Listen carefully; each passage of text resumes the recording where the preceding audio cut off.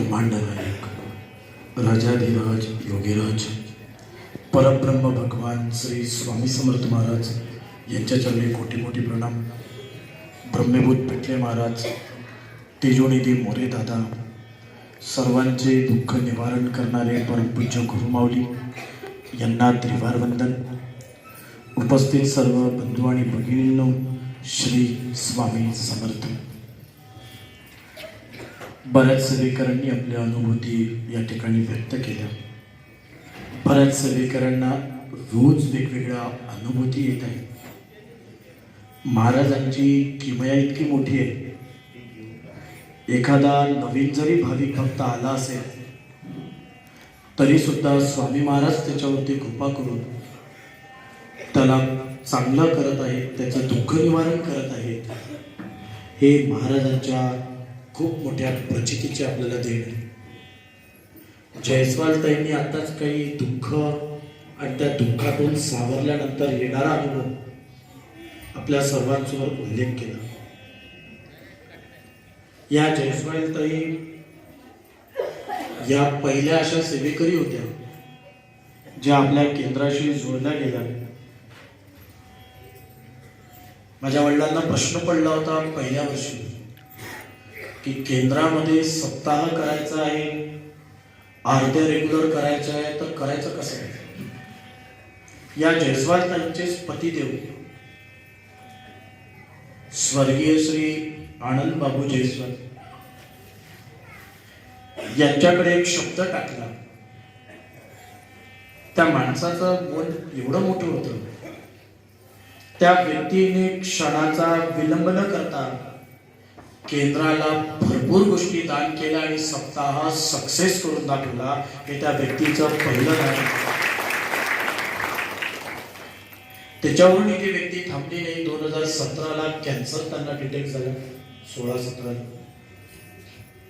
एवढं होऊन पण ते एक शब्द आमच्या वडिलांना नेहमी बोलायचे, गायकवाड़ जी आप चिंता मत करो, मुझे कुछ भी हो गया तो भी चिंता नहीं करने का. स्वामी महाराज के लिए फूल नहीं, जो चाहिए वो सब दान करने के लिए मैं तैयार हूं, आप चिंता मत करें. त्यांनी बरंच काही जाता जाता स्वामी केंद्रासाठी दान करून गेलेले आहे. म्हणून अशा अनेक सेवेकरांचे मोल आपल्या सगळ्यांसोबत आहे. ते भक्तांना गुरुचरित्र पारायण करणारे इथे आज 133 सेवेकरी बसले. आज दुपारी 2 वाजता गुरुपीठाच्या मार्गदर्शनाने काही 2 सेवेकरी निरीक्षक म्हणून आले. ते सगळं लेखाजोखा घेत होते. हे बघत असताना त्या ताई प्रतापनगरच्या केंद्रातून आलेल्या होत्या. त्या एक वाक्य इथे जाताना मला बोलून गेलं. ते असे बोलले, म्हणे दादा, नागपुरात आम्ही जवळपास सगळेच केंद्र फिरत आहोत, अजूनही काही केंद्रावरती जायचं आहे, परंतु नागपुरात जर सर्वात शक्तिशाली पारायण सर्वात मोठ्या संख्येने जर कुठे होत असेल तर विनोबा नगर केंद्रामध्ये होतं. हा प्रचितीचा मार्ग या केंद्रामध्ये जातो. सप्ताहाचा 6वा दिवस येता येता भरपूर काही मनात गोष्टी येत आहेत. गुरुचरित्रातली मी एक कथा तुम्हा सगळ्यांना सांगतो, जी आज वाचण्यात तुम्हा सगळ्यांना आली असेल. आपल्याकडे आज वेळ खूप कमी आहे, कारण आज 6वा दिवस, उद्या शेवटचा दिवस. बघता बघता हे दिवस सगळे संपत चालले, सप्ताह संपत चालला, मन कुठंतरी व्याकुळ होत चाललं. आणि मग गुरुचरित्रामध्ये एक महिला स्वामी महाराजांच्या सेवेत येण्याआधीची कथा सांगतो. सर्वांनी जर ती मनापासून जर श्रवण केली ना, तुमच्या घरात कधी अकाली मृत्यू येणार नाही असं गुरुचरित्र सांगतं. पण आपण जर ते शांततेने जर ऐकलं तर महाराज आपल्याला आशीर्वाद देतात. आपण काय करतो, मार्गदर्शनच्या वेळेला आपल्या मनी कधीकडे भटकतो. दर्शनापेक्षा मार्गदर्शन श्रेष्ठ आहे. पंढरपूरचं विठ्ठलाचं दर्शन केल्यानंतर जेवढं सुख मिळणार नाही तेवढं विठ्ठलाच्या कथा ऐकून सुख मिळत असतं, एवढं मार्गदर्शनात ताकद असते. आणि मग ती बाई सेवेत येण्यापूर्वी तिच्या पतिदेवाला एक रोग होतो, आणि रोग असा होतो की त्यांच्या कुटुंबात एक माणूस आत्महत्या करून मरतो. आत्महत्या करून मेल्यानंतर त्याची ती आत्मा जी असते ती अशांत असते. त्या श्रापामुळे, त्या आत्महत्येमुळे तो व्यक्ती ब्रह्म राक्षसाचा रूप घेतो, म्हणजे अर्धा माणूस अर्धा राक्षस. आणि तो फक्त त्या बाईला दिसत. आणि मग असा करता करता तो त्या बाईला म्हणायचा की बाई, मी तुझ्या नवऱ्याचा जीव घेतल्याशिवाय राहणार नाही. येणाऱ्या 15 दिवसात मी तुझ्या नवऱ्याचा आत्मा घेऊन जाणार, मला त्याची भूक आहे. जेव्हा एखादा आत्मा अशांत असतो तेव्हा तो दुसऱ्या आत्म्याला खायला निघतो. ती बाई घाबरून गेली. पतीला वाचवण्यासाठी तिने सगळ्या डॉक्टरांकडे नेलं, सगळ्या वैद्यकुवांकडे नेलं, कुठंच आराम नाही. अमावस्येचा दिवस आला. अमावस्येच्या दिवशी संध्याकाळच्या प्रहरला पतिदेवाचा जीव गेला. कथा फार भयंकर आणि जागृत आहे.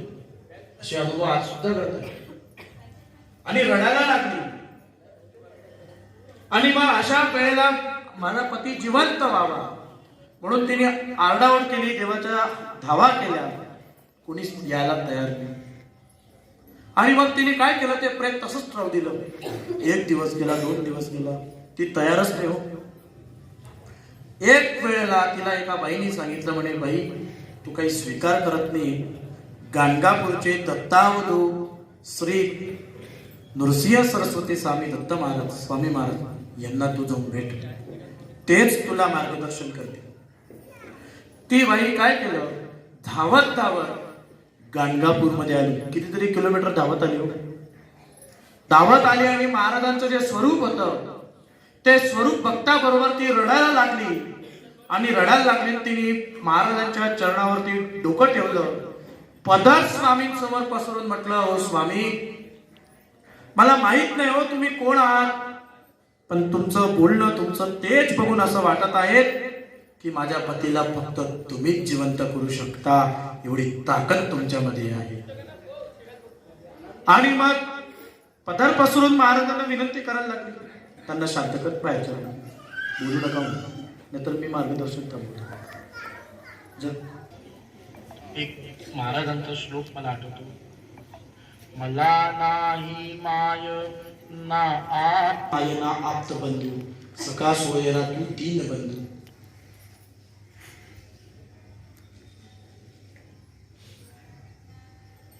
आणि स्वामी महाराजांना प्रार्थना करताना आपण म्हणतो, समर्था तुझ्या वीण प्रार्थू कुणाला. महाराज शिव आपलं कोण? सद्गुरुनाथा ऐकता बरोबर आपल्या डोळ्यात अश्रू येतात.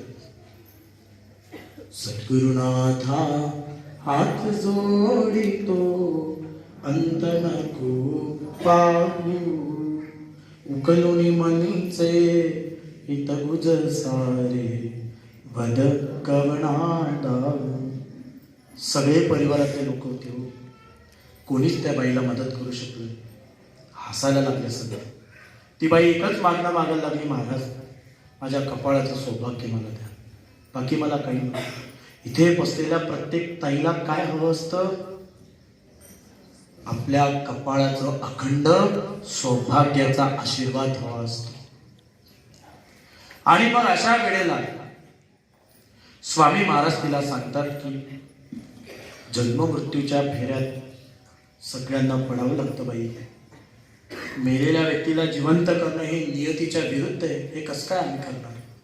महाराज तुम्हीच करू शकता, कारण स्वामी महाराज नियती बनवणारे तुम्हीच स्वामी महाराज आहेत. त्या नियतीची काय ताकद तुमच्या समोर आमच्यासारख्या दुःखित भक्तांवरती दुःख आणण्याचं. सांगावंसं वाटतं, तुमचं किती मोठं दुःख आहे आपल्या स्वामींना कधी सांगू नका. तुमचं किती मोठं दुःख आहे आपल्या स्वामींना सांगू नका.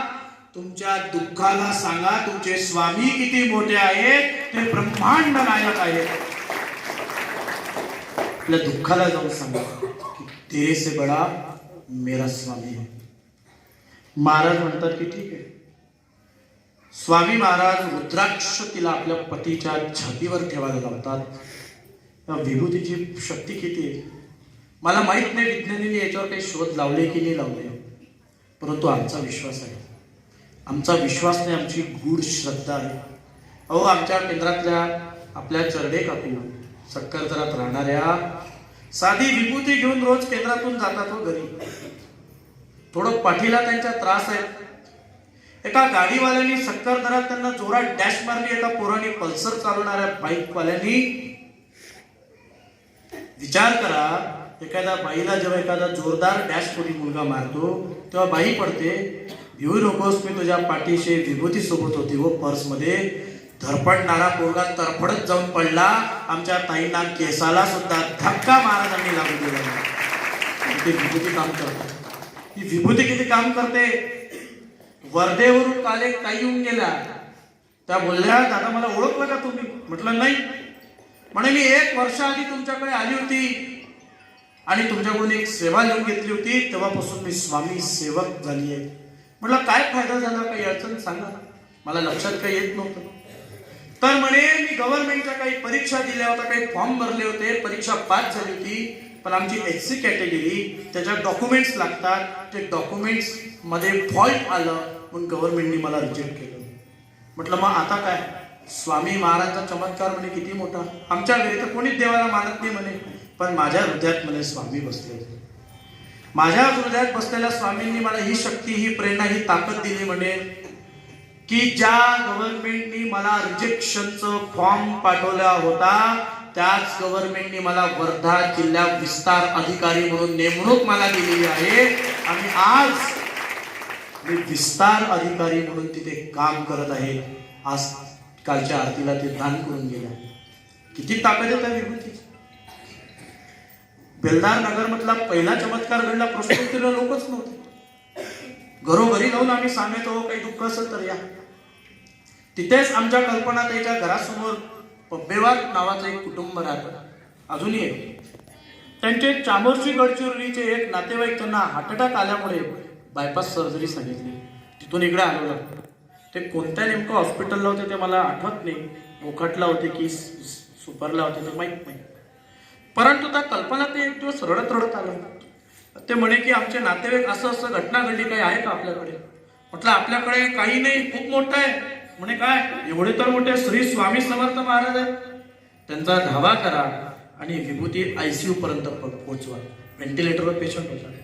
कारण पेशंटने सांगितलं होतं की उद्या सकाळपर्यंत काम संपून जाणार, आमच्या हातात काहीच नाही. जिथे विज्ञान संपतं तिथे आमच्या स्वामींचा अध्यात्म शक्ती सुरू होतं. त्या बेलदार नगरमध्ये घडलेला पहिला चमत्कार. अरे, जिथे डॉक्टर सांगत होते 1% त्या माणसाची शाश्वती नाही, तिथे ही विभूती त्याच्यापर्यंत पोहोचून श्री स्वामी समर्थ जप मनापासून केला. न वाचणारा व्यक्ती वाचला, आज सुखानं आपलं जीवन जगत आहे. हा पहिला साक्षात्कार त्या केंद्रात झाला. म्हणून आपण या सगळ्यांनी या बाबीकडे लक्ष दिलं पाहिजे. म्हणून या गुरुचरित्र पारायणाच्या माध्यमातून आपण जे इथे सर्व सेवेकरी भेटता, हा आपला एक खूप मोठा कुटुंब आहे. महाराजांनी आम्हाला